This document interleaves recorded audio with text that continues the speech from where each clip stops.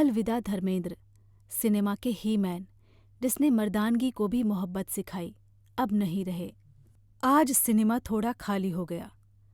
पर्दे से एक चेहरा उतर गया है जो सिर्फ हीरो नहीं था, वो हमारी यादों का हिस्सा था।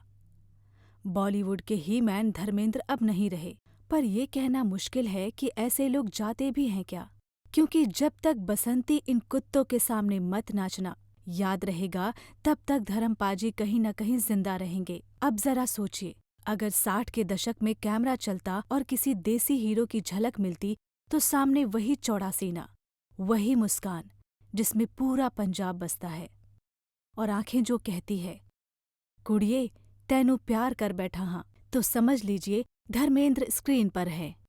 किसान का बेटा जो दिलीप कुमार देखकर हीरो बन गया। 8 दिसंबर 1935, नसराली गांव लुधियाना, एक सीधा साधा लड़का धर्मेंद्र सिंह देओल, जो खेतों में काम करता पर शाम को सिनेमा के पर्दे पर दिलीप कुमार को देखकर सपना बुनता था, मैं भी कभी पर्दे पर आऊंगा। वो लड़का सचमुच आया और इस मुल्क ने उसे प्यार से बुलाया धर्मपाजी। 1958 में जब मुंबई पहुंचे तो जेब में ख्वाब थे, पैसे नहीं। स्टूडियो के बाहर लाइन में खड़े रहते। किसी ने कहा, तेरे में कुछ बात है।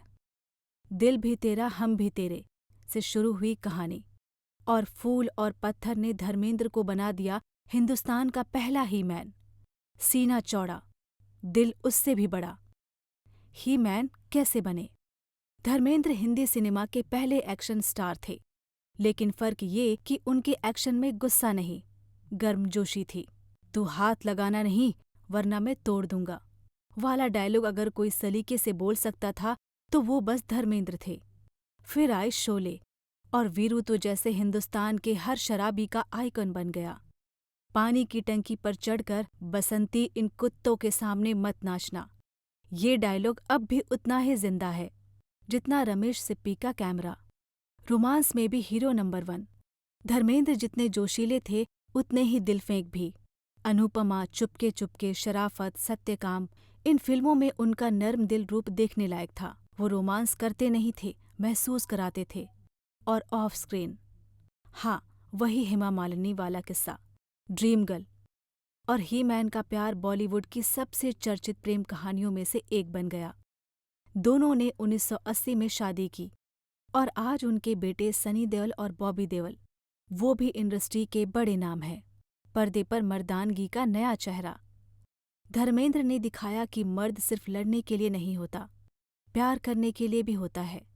शोले के वीरू में जो नटखटपन था, सत्यकाम में भी वही इंसानियत बन गया। कभी टंकी पर चढ़कर शादी के लिए धरना दिया, तो कभी अनुपमा में आंखों से कविताएं कह दी। एक्शन में वो गुस्से वाले नहीं थे, दिल से गर्मजोशी देने वाले थे। सांसद बने पर दिल किसान ही रहा। राजनीति में गए, संसद पहुंचे, पर उनकी बातों में गांव की मिट्टी ही रही। सोशल मीडिया पर खेतों में घूमते, पेड़ से बात करते, गाय को पुचकारते और कहते, प्यार बांटो, नफरत मत फैलाओ। वो आखिरी वक्त तक जमीन से जुड़े रहे। धर्मपाजी ने स्टारडम को सिर पर नहीं चढ़ाया, दिल में बसाया। उनकी फिल्में अब यादों की रील बन गई। धर्मेंद्र की फिल्मों की लिस्ट तो यूं बहुत लंबी है, मगर कुछ चुनिंदा फिल्में हैं जिन्हें उनकी यादों की इंस्टा रील में जगह दी जा सकती है। आप इस लिस्ट में लेखक की निजी पसंद भी कह सकते हैं, मगर मौका मिले तो इन फिल्मों को देखिएगा ज़रूर। फूल और पत्थर 1966, शोले 1975, चुपके चुपके 1975, शराफत 1970, सत्यकाम 1969, अनुपमा 1966, धर्मवीर 1977, यमला पगला दीवाना 2011। हर फिल्म में कोई न कोई धर्मेंद्र था, कहीं वीर, कहीं कवि और कहीं दीवाना। आज जब वो नहीं है, अब शायद कोई और टंकी पर नहीं चढ़ेगा, कोई और हेमा जी को इतने प्यार से नहीं बुलाएगा, कोई और बसंती को यूं रोक नहीं पाएगा। धर्मपाजी ने सिखाया कि ताकत की असली खूबसूरती तब है जब वो किसी को चोट ना पहुंचाए।